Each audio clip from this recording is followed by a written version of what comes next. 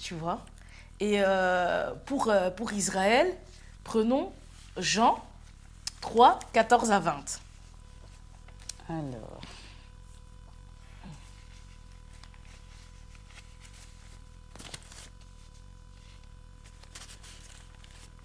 Ok, Jean 3, 14 à 20. Qu'est-ce qu'il explique? Et tout comme Moïse a élevé le serpent dans le désert, ça ne te dit pas quelque chose? Tout comme Moïse a élevé le serpent dans le désert, bon, si tu n'y es pas, je continue. Un peu comme Jésus qui est...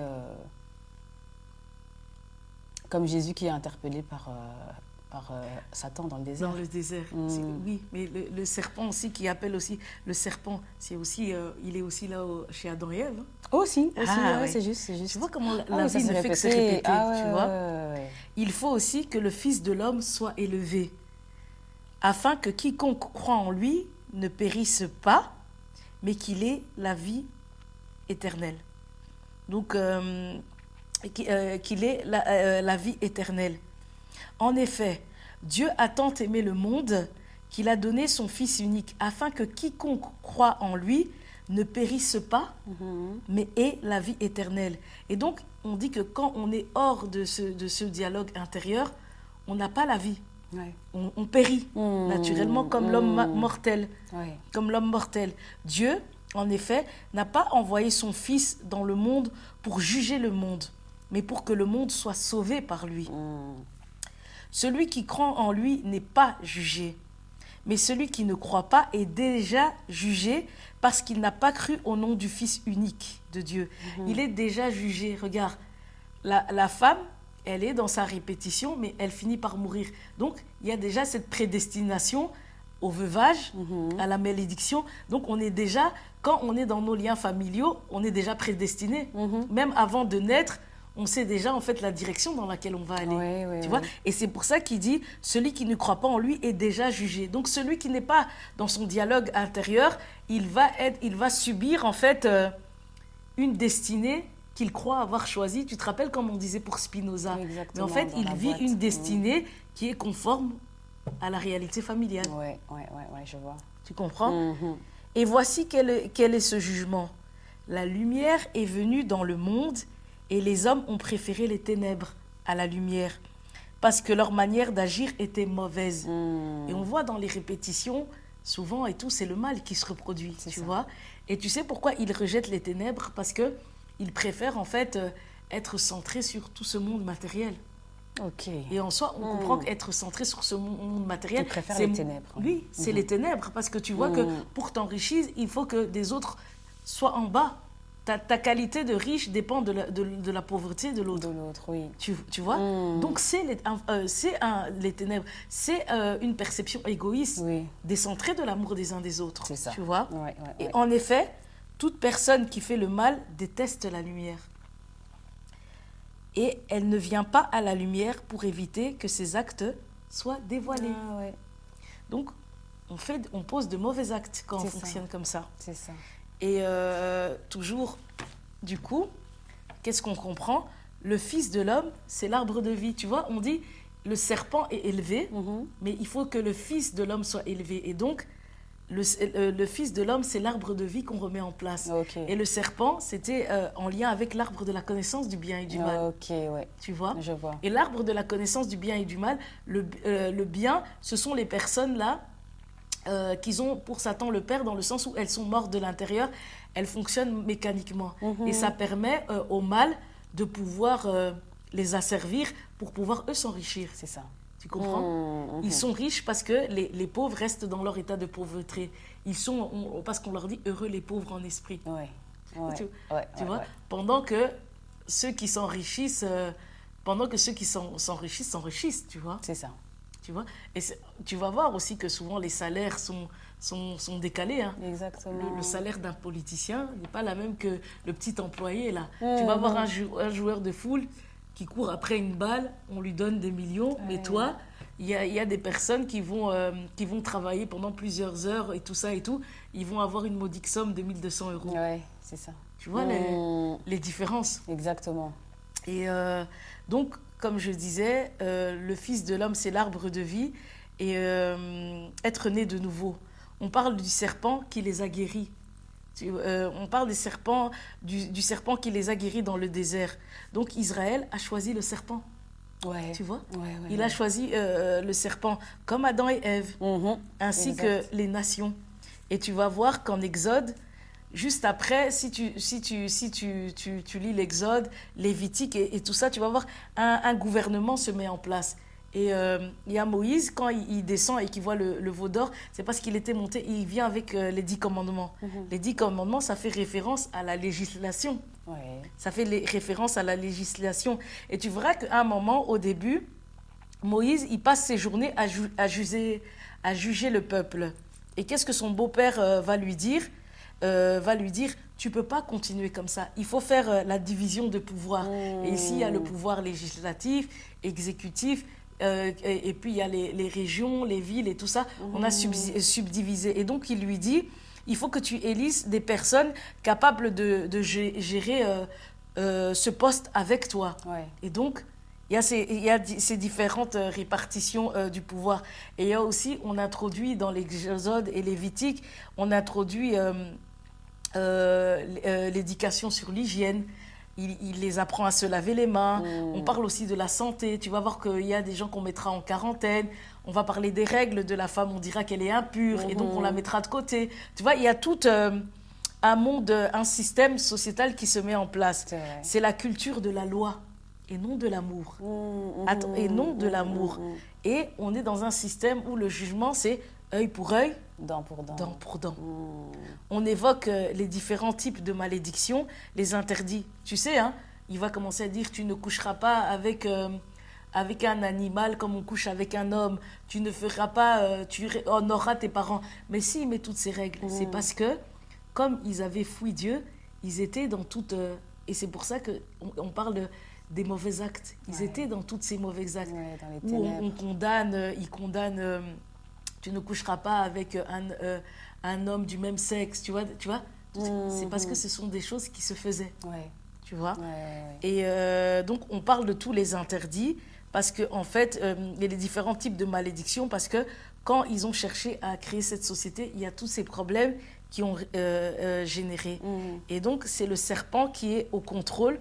Et c'est pour cette raison que Moïse, en soi, finira par se séparer de son peuple. Lui, il ne passera pas à Canaan aussi. Il ne passera pas à Canaan parce qu'en soi, Caleb et Josué sont passés. Ils sont passés à Canaan.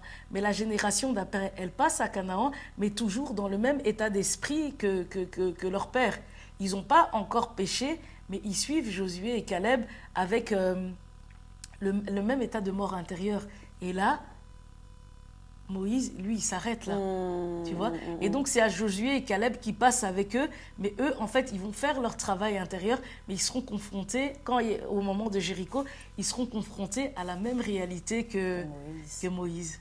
Et Moïse, c'est pour ça qu'il n'ira pas avec eux. Parce qu'à ce moment-là, il ne passe pas avec eux parce qu'il comprend que, en fait, eux sont encore morts de l'intérieur et lui est vivant. C'est pour ça qu'il ne passe pas, tu vois. C'est pour ça qu'il n'ira pas à Canaan, selon moi. Et tu verras que plus tard, dans les Actes des Apôtres, on dit que pendant 40 ans, Israël a servi des dieux étrangers. Des dieux étrangers.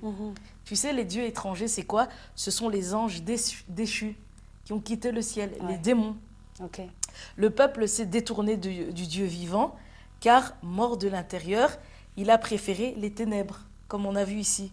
Les ténèbres, les serpents, parce que ces dieux-là, en fait, ils te donnent des dons, ils te donnent des choses, mais il y a l'équivalent. Et regarde où on dit qu'au désert, le serpent guérit. Ça te dit pas quelque chose? Au désert, le serpent guérit. Dans le monde dans lequel on est actuellement. Au désert, le serpent guérit. Non, Je vais te donner une idée en pharmacie. Ouais. C'est quoi le totem l'image de la pharmacie? Ouh, c'est un serpent. Ouh là là, ouais. Et le serpent. Et en pharmacie, il y a quoi? Des médicaments. Des médicaments. Il guérit. Et c'est aussi une guérison. Alors qu'en Jésus, la guérison, c'est le travail intérieur. Mais les médicaments, c'est extérieur à soi. Et eux, ils ont choisi la guérison du serpent. Et on sait que la société pharmaceutique aussi, ça génère de l'argent. Beaucoup d'argent. Exactement. Parce que les gens, en fait, sont malades à cause de tous ces actes et ce mode de vie qu'ils ont préféré choisir. Tu vois, c'est quoi les mauvais actes? Je vois. Tu vois. Et donc, on voit bien aussi à l'image de pharmaceutique. Donc, la Bible, c'est pas il y a beaucoup de liens qu'on peut faire. Hein. Bien sûr. Création de société et tout, des trucs comme ça. Exact. Est-ce que c'est vrai, c'est en soi vraiment une utopie, la Bible? Ça se reproche quand même du monde réel, hein, si on veut bien regarder. Oui, voilà. Effectivement. Et donc, c'est que je dis, Israël a renoncé à la nouvelle naissance. En résumé, il y a 2 types de personnes, comme je disais, nées de nouveau et comme nées d'eau et d'esprit et morts de l'intérieur. Et celui qui se fait écraser ne peut que s'en prendre à lui-même. Tu vois, celui qui est en mode pilote automatique. Car il a le devoir de choisir soit d'être initié ou né de nouveau. Travailler sur lui. Ouais. C'est pas une excuse que de se laisser souffrir. Tu vois, c'est un peu comme si, en fait, aujourd'hui, on vient te voler. On vient te voler chez toi à la maison, tu verrouilles pas. Demain, on vient encore te voler. Après, c'est toi, après, qu'est-ce que tu dois faire? Mettre un système de sécurité, fermer la porte à clé. Exactement. Donc, quand il y a une répétition qui se fait, ça dit quoi? Ça veut dire que rien n'a été fait pour que la répétition puisse s'arrêter. Voilà, on est dans une paresse de l'esprit. C'est ça. Et donc, est-ce que le diable est si méchant ou est si agressif? Et en soi, il entre là où? Là où on lui permet d'entrer. Voilà, où la porte est ouverte. Oui. Et tu vois, donc, et logiquement, un voleur, s'il voit que la porte est ouverte, il va revenir. C'est ça. D'où les répétitions. Ouais. Et donc, il n'a pas le droit de se servir de proie en restant dans un état de mort intérieure. C'est en fait une incitation. Ouais. C'est une incitation aux disciples sanguinaires. Exactement. Tu vois. Et donc, une incitation à devenir la proie, en fait. Non. En fait, il incite les voleurs. Tu vois, les voleurs qui peuvent voler, les initiés qui peuvent voler les énergies spirituelles et tout, c'est une incitation. Si je te vole la vie par transfert, je te vole ta vie de couple, les trucs où tu réussis pas, si je vole ça. Ouais. En fait, si je continue à te voler, c'est parce que tu ne poses pas les questions. Ouais, exactement. C'est une incitation. Exactement. L'autre, elle est là, elle a son premier mariage, ça se passe pas bien. Deuxième, 7 et tout ça. Et donc, moi, si par exemple, et tout, dans cette répétition, ça veut dire que moi, je peux te voler tes chances dans ton mariage. Exactement. Et si tu finis par mourir... l'autre à te voler. Exactement. Et toi-même, tu deviens la proie. Ouais. C'est un peu comme une personne et tout. Moi, je suis là et tout. Toi, au travail et tout, tu te laisses faire et tout ça et tout. Et moi, je suis là, je désire à tout prix ta place. Tu vois, la vie, c'est comme ça. On se vole, tu vois. Ouais, je vois. C'est la loi du plus fort. Ouais. Écoute, super résumé. Mais du coup, les nés de nouveau sont appelés à constituer un autre royaume, un gouvernement, donc le royaume de Dieu, où personne n'est levé ni sacrifié. L'étoile brillante du matin. Ceux qui élèvent le Fils et qui finissent par devenir les miracles. C'est bien ça? C'est bien ça. C'est bien ça. Et maintenant, de quel miracle on parle? Je vais t'inviter à lire Marc 16, 9 et ainsi de suite. On verra, on évoluera ainsi de suite. Je vais citer les versets. Et donc, Marc 16, verset au 9, c'est vraiment des petites citations. Hein. Ressuscité le dimanche matin, Jésus apparut d'abord à Marie de Magdala, dont il avait chassé 7 démons. Dont il avait chassé 7 démons. Dans le 11, on dit « Mais quand ils entendirent qu'il était vivant et qu'elle l'avait vu, ils ne la crurent pas. » Tu vois. Dans le 14, qu'est-ce qu'il dit? « Enfin, il apparut aux 11 pendant qu'ils étaient à table. » Et il leur reprocha leur incrédulité et la dureté de leur cœur, parce qu'ils n'avaient pas cru ceux qu'il avait vus ressusciter. Toujours dans le 16, au niveau du 15, puis je vais lire du 15 jusqu'à 19. Là, je vais lire d'une traite. Puis il leur dit, allez dans le monde entier, proclamez la bonne nouvelle à toute la création. La bonne nouvelle, c'est le pain et le vin. Ok. La bonne nouvelle, c'est la parole à toute la création, donc au monde entier. Celui qui croira et qui sera baptisé sera sauvé. Mais celui qui ne croira pas sera condamné. Ok. J'ai vu, on vient de voir à quoi consiste la condamnation. Voici les signes qui accompagneront ceux qui auront cru. En mon nom, ils pourront chasser des démons, parler de nouvelles langues, attraper des serpents, et s'ils boivent un breuvage mortel, celui-ci ne leur fera aucun mal. Ils poseront les mains sur les malades, et ceux-ci seront guéris. Après leur avoir parlé, le Seigneur fut enlevé au ciel. Il s'assit à la droite de Dieu. Ok. Tu sais pourquoi il s'assit à la droite de Dieu? Parce qu'en fait, Jésus part parce qu'il leur fait comprendre qu'il leur a tout montré. Il leur a donné tout le déroulement pour sortir de cet état de mort et devenir en fait dans un état de vie intérieure. Ok. Et donc il va à la droite du Père, il retourne d'où il vient parce qu'il a tout montré. Ouais. Tu vois, Je vois. Et c'est comme le serpent, il vient le premier et tout ça et tout. Et là, Jésus, en fait, arbre de vie, il vient aussi pour montrer l'exemple. C'est ça. Là où, au début, Adam et Ève, ils n'ont pas eu cet exemple, mais après, il vient et il montre le cheminement. Tu vois? Ouais. Et donc, si tu remarques bien, tous ces miracles, s'ils se manifestent, ça annule la domination de Satan sur ceux qui choisissent d'élever le Fils. Ouais. Tu vois? Ouais. Et tu comprends que ceux qui s'enrichissent matériellement et qui font des pactes avec les démons de ce monde permettent, tu vois, chasser les démons. Ils permettent à ces entités de s'inscrire chez l'homme par la maladie, la mort, la malchance. Ouais. Tu je vois? Ouais. La malchance.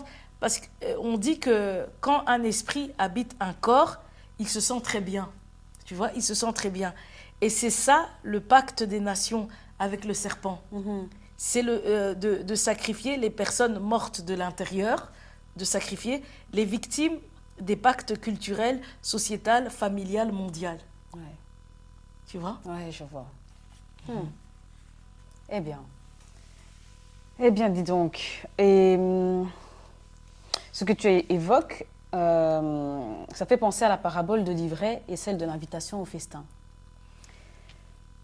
On va lire du coup Luc 14, 16 à 24 ensemble. Oui, on peut le lire ensemble. Et ce que j'aimerais que par rapport à cette lecture que tu proposes, j'aimerais que aussi tu me partages ton avis sur le sujet. Ok. Et puis, on va faire un lien avec Matthieu 13, 24 à 30. Et en effet, les deux versets sont ceux du festin et de l'ivraie, comme tu l'as bien souligné. Ok. Et donc, je vais prendre Luc 14. Ça fait longtemps qu'on n'était pas revenu sur les versets. Exactement, Là, je reviens ça en force. faisait un moment. Oui, mais c'est important en fait. Luc 14. Et, souvent, les gens, ils préfèrent quand on reste dans le sensationnel. On n'aime pas la gymnastique de l'esprit. C'est ça, Mais bon. malheureusement. Celui qui s'accroche, s'accroche. Exact. Et donc, on est dans le 16 à 24. Oui, j'y suis. Jésus lui répondit. Un homme organisa un grand festin et invita beaucoup de gens. À l'heure du festin, il envoya son serviteur dire aux invités « Venez, car tout est déjà prêt. » Mais tous, sans exception, se mirent à s'excuser. Le premier lui dit « J'ai acheté un champ et je suis obligé d'aller le voir. Excuse-moi, je t'en prie. » Déjà, quand il dit ça, qu'est-ce que ça te fait penser à quoi? Regarde, qu'est-ce qu'il dit? Excuse-moi, je t'en prie. Ah oui, le matériel. Le Merci. matériel d'abord. Exactement. Tourner vers l'extérieur. Exactement. Merci, tu suis. Ouais. Un autre dit, j'ai acheté 5 paires de bœufs et je vais les essayer. Excuse-moi, je t'en prie. Toujours le matériel. L'argent. Ouais. Ok. L'âme est pris dans le fer. Ok. Un autre dit, je viens de me marier. C'est pourquoi je ne peux pas venir. À son retour, le serviteur rapporta ces paroles à son maître. Alors le maître de la maison, en colère, dit à son serviteur, « Va vite sur les places et dans les rues de la ville, et amène ici les pauvres, les estropiés, les aveugles et les boiteux. » Le serviteur dit, « Maître, ce que tu as ordonné a été fait, et il reste encore de la place. » Le maître dit alors au serviteur, « Va sur le chemin et le long des haies, et ceux que tu trouveras, oblige-les à entrer, afin que ma maison soit remplie. En effet, je vous le dis, aucun de ces hommes qui avaient été invités ne goûtera de mon festin. » Aucun. Ok. Je ne sais pas. Avant que je donne mon avis, qu'est-ce que tu as envie de me dire sur ce passage? Toi qui as déjà capté les premiers trucs. Oui. Oui, du coup, le maître... Oui, donc l'homme cherche à faire venir des gens chez lui pour leur donner de la nourriture. Et ces gens-là, ils refusent l'invitation parce qu'ils ont des choses extérieures à faire, donc qui est liée à l'extérieur, en tout cas, à la chair. C'est bien. Ouais. Et c'est un bon début. Tu veux que je continue? Oui, Ok. vas-y. Regarde, je te donne du coup le mien. Regarde, celui du festin, on invite les pauvres, les aveugles, les estropiés. Déjà ici, tu comprends que s'ils viennent à la fête en tant que pauvres, aveugles, extropiés, donc ce sont des gens qui se regardent dans la vérité Ah ouais. par rapport à leur lien. Ok. Leur lien leur met dans une position de pauvre, d'estropié et toutes ces choses. Pendant que ceux qui refusent l'invitation sont tournés vers leurs avoirs, vers leurs biens matériels. Concernant maintenant celle de l'ivraie qu'on n'a pas lue, on va lire Matthieu 13, 24, 30. Ça, c'est au début. Matthieu 13, 24, 30. Voilà, j'y suis. Ok. Matthieu 13, de 24 à 30. La mauvaise herbe et le bon grain. Il leur proposa une autre parabole. Le royaume des cieux ressemble à un homme qui avait semé une bonne semence dans son champ. Une bonne semence dans son champ. Tu sais à quoi ça te fait penser à quoi? Une bonne semence dans son champ. Quelqu'un qui a fait un travail intérieur sur lui-même. Oui, là on va plus vite. Au début, tu as raison. Ok. Une bonne semence, c'est vrai. Mais en soi, si on reprend Adam et Ève, au départ, ils ont été créés à l'image de Dieu. Et ils n'avaient pas encore fait un travail intérieur. Mais au départ, ils étaient une bonne semence. Ok. Et après, quand ils goûtent la pomme et tout ça et tout, ils sont devenus dans leur mort intérieure. Ok. Mais à la base, ils étaient faits à l'image de Dieu. Et c'était quand Dieu a créé le monde en 7 jours, ils étaient censés commencer à prendre leurs responsabilités et à faire leur travail sur eux. Paresse, qu'est-ce qu'ils ont fait? Ils se sont imprégnés d'une intelligence matérielle, tournée vers le monde extérieur à partir de la séduction du serpent. Ouais. Et donc ici, le royaume des cieux ressemble à un homme qui avait semé une bonne semence dans son champ. Mais, pendant que les gens dormaient, son ennemi vint, sema de la mauvaise herbe parmi le blé et s'en alla. Sema de la mauvaise herbe parmi le blé et s'en alla. Ça te fait, si on reprend toujours Ça fait penser au serpent. Oui. Ça fait penser Qu'est-ce qu'il est venu Satan mettre? qui est venu mettre semer un mauvais de la raisonnement. mauvaise herbe et puis il est parti. Exactement. Et c'est Les vrai. laissant avec Parce tout qu'après, leur, après, déboire. oui, ils se sont retrouvés face à Dieu. Hein. Ouais, Lui, il s'est cassé. exactement.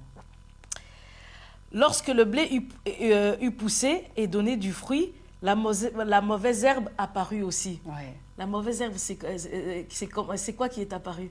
Ben, c'est ce qui a été posté, c'est la mauvaise semence qui a été postée en fait. Et si on reprend C'est dans ce que- dans Adam et Ève, c'est quoi qui a été mauvais? Ben, du coup, leur descendance, enfin déjà l'homme a dû travailler à la sueur de son front, la Exactement. femme a dû enfanter avec douleur. Merci. Et puis après, dans la génération suivante, les Il y a eu enfants. la mort. Ouais, Tu exactement. vois? Ok. Mm. Et la mauvaise herbe apparut. Les serviteurs du maître de la maison vinrent lui dire, Seigneur, n'as-tu pas semé une bonne semence dans ton champ? Comment se fait-il donc qu'il y ait de la mauvaise herbe? Il leur répondit, c'est un ennemi qui a fait cela. Les serviteurs lui dirent, veux-tu que nous allions l'arracher? Non, dit-il, de peur qu'en arrachant la mauvaise herbe, vous ne déraciniez en même temps le blé. Laissez l'un et l'autre pousser ensemble jusqu'à la moisson. Et au moment de la moisson, je dirai au moissonneur, arrachez d'abord la mauvaise herbe et liez-la en gerbe pour la brûler, mais amassez le blé dans mon grenier. Qu'est-ce que tu as envie, avant que je donne mon avis, tu as envie de dire quelque chose, de faire un lien avec le premier, la parabole, de dire quelque chose juste sur cette parabole, et tu as encore bien commencé, hein? Ouais. Voilà, qu'est-ce que tu as envie de dire sur la suite? D'où vient l'ivraie? Oui, c'est l'ennemi qui est venu le mettre. Oui. Et Dieu qui dit que maintenant que les résultats de ce qu'a fait l'ennemi est là, il faut laisser les résultats perdurer jusqu'à ce que les personnes aient atteint leur travail intérieur, que pour pouvoir arracher les mauvaises herbes, de peur que toutes les personnes s'en aillent. Exactement. Toutes les bonnes herbes s'en aillent. Et tu vois, si j'entrais dans l'accusation et toutes ces choses et tout ça, je demandais à Dieu de faire justice parce qu'il est mort, parce que les autres, ils ont 70, 85%. Ouais. Donc, en fait, Dieu, qu'est-ce qu'il est en train de me dire? C'est que je comprends, monte encore en pourcentage. C'est ça. Monte, tu vois. C'est ça. Et en soi, je suis en train de monter en faisant mon témoignage. Ouais. Donc, j'espère que je vais toucher du bon blé. C'est ça. Tu vois, Exact. comme ça, après, en fait, l'équilibre va se mettre. Oui, Mais bon, oui. donc, maintenant, je ne sais pas si tu veux rajouter quelque chose. Oui, tu dis que Fabrice est mort parce que les liens de famille avaient un plus grand pourcentage. Ça veut dire aussi que les liens de famille auraient eu un moins grand pourcentage. Fabrice serait encore vivant vu qu'il n'y aurait pas eu cet accès-là, justement. Exactement. Ok. Voilà. Et alors, oui, quand tu as parlé tout à l'heure... Pas assez de travail intérieur. Voilà. Ok. Quand tu as parlé tout à l'heure du fait de faire appel à une intelligence matérielle, en fait, ça m'a fait penser à l'intelligence artificielle de nos jours. Ah, oui, c'est vrai. Parce que du coup, oui, on fait appel à cette intelligence artificielle, mais on ne se construit pas de l'intérieur. Tout est pris de l'extérieur et donc on est mort de l'intérieur. Exactement. Ah ouais. Voilà. Donc voilà. C'est chouette. Et donc, comme je disais, dans le premier, ils étaient tournés vers leurs avoirs. Maintenant, concernant celle de l'ivraie, les mauvaises herbes, on comprend que les mauvaises herbes, 85%, 70%, triste est de constater que nous, on est à du 30, du 15. On comprend que les mauvaises herbes, l'ivraie, sont plus matures dans le mal que le bon grain. Exactement. Sont plus matures que le bon grain, moins évolués dans la maturité du bien. Tu vois, moi, Fabrice 15, moi 30. On est moins évolué en ce qui concerne le bien et on dépend des individus mal intentionnés, tournés vers leurs propres intérêts, malgré que ça nuit à autrui. Ouais. Tu vois. Et encore une fois, je n'oublie pas en fait qu'il a été renversé par le conducteur. Il y a cette réalité physique. Et d'ailleurs, même le conducteur, il faut voir, c'est un Belge d'origine de souche, mais même lui, il a cet air condescendant et il a ce mépris pour la vie de Fabrice. Mais en fait, à chaque fois que j'ai l'occasion de prendre la parole au tribunal, je lui rappelle, ok. En fait, il a du mépris à tes yeux, mais pour moi, c'est mon roi, tu vois. Et je vois qu'à chaque fois, je déstabilise, en fait, les gens qui étaient là. Tu as eu l'occasion de le vivre, tu vois. Totalement. Et donc, et ça aussi, c'est parce que je m'enrichis tous les jours. Tu vois, je suis pas intimidée par cette hiérarchie parce que voilà, on est dans un continent qui est en bas de l'échelle que voilà, je vais me regarder à l'image de la hiérarchie du monde. Je me crée ma propre valeur, tu vois. C'est ça. Et donc, voilà. Il s'agit, comme je disais, de personnes fragilisées émotionnellement à la merci de. Pas assez matures dans l'esprit, tu vois, le bon grain. Le bon grain. Ouais. Pas assez mature dans l'esprit pour être indépendante. Au point que, tu sais que si tu, par exemple, si tu leur retires leur repère, bien que mauvais, ils ne tiendront pas. Ah oui. Je vais te donner un exemple, parabole l'ivraie où nous on est moins mature et non, l'ivraie qui est plus mature et où le bon grain est moins mature. Okay. On va donner un exemple simple de la vie de tous les jours. Okay. Par exemple, c'est comme tu cherches à sortir une femme battue de la violence. Okay. Là, Jésus, qu'est-ce qu'il dit? Si on prend la parabole du bon grain et du mauvais grain, il dit non, stop, laissez, attendez que la personne mûrisse, tu vois, pour retirer. Parce que si tu fais avant, une femme battue, tu la sors de la violence, automatiquement, elle retournera vers son mari. Ah, oui. Elle retournera vers son mari si le déclic ne vient pas d'elle, Okay. tu vois. Il faut donc que la prise de conscience soit sienne, que pour sortir de l'emprise de l'homme violent qui est livré. Oui. Et elle va créer de l'amour malgré ça, de la dépendance, tu vois. Et donc, la séparation entre l'ivraie et le bon grain n'est possible que si la femme passe de soumise à l'état de victime, puis de légitimité, d'être tournée vers soi, qui se donne de l'intérêt, de la valeur. Ouais. Sinon, tu vas les retirer, ça ne va rien changer. Ouais, D'où le fait que Dieu dit, laissez comme ça. Ouais, je vois. Ouais, je vois. Elle doit faire son travail. Tu vois, avec un exemple de tous les jours, Oui, comment ça parle. Très clair.